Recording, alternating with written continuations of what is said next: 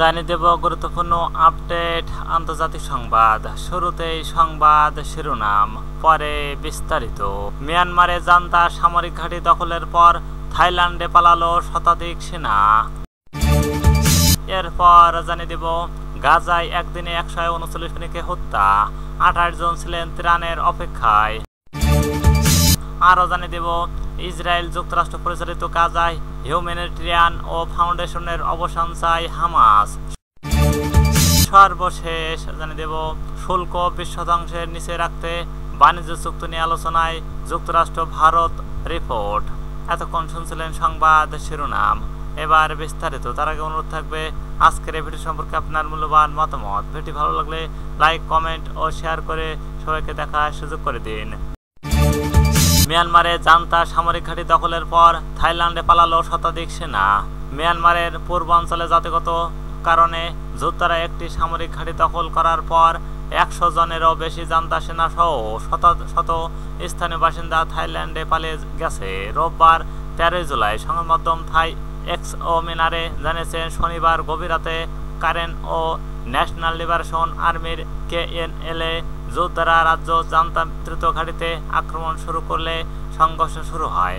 থাইল্যান্ডের সেনাবাহিনী নিশ্চিত করেছে প্রায় 100 জন মিয়ানমারের সৈন্য থাই ভূখণ্ডে প্রবেশ করেছে। পরে তাদের নিরস্ত্রণ করা হয়েছে এবং আন্তর্জাতিক প্রোটোকল ও অনুসারে চিকিৎসা দেওয়া হয়েছে। থাই কর্মকর্তা জানিয়েছেন 400 জনের বেশি বেসামরিক নাগরিক সীমান্ত পেরিয়ে পালিয়ে গেছেন। তাদের নিরাপদ আশ্রয় স্থানান্তর করা হয়েছে।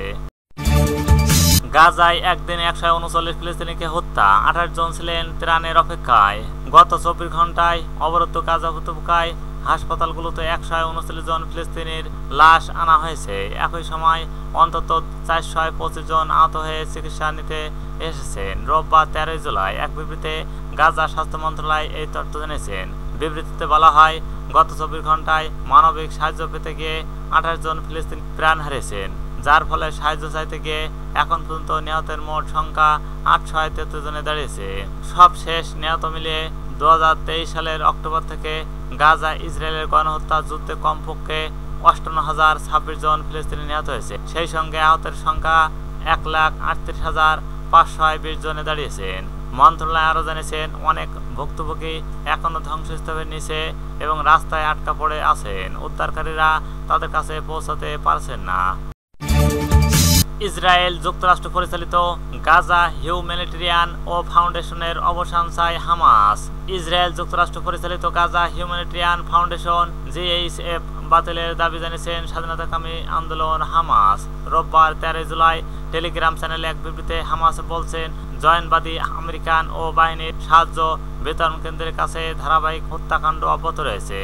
এতে বলা হয়, আমাদের জনগণের বিরুদ্ধে অবরোধ, ক্ষুধা এবং হত্যাকাণ্ডের গাজা হিউম্যানিটেরিয়ান ফাউন্ডেশন অপরাধমূলক ভূমিকার প্রমাণ দিচ্ছে।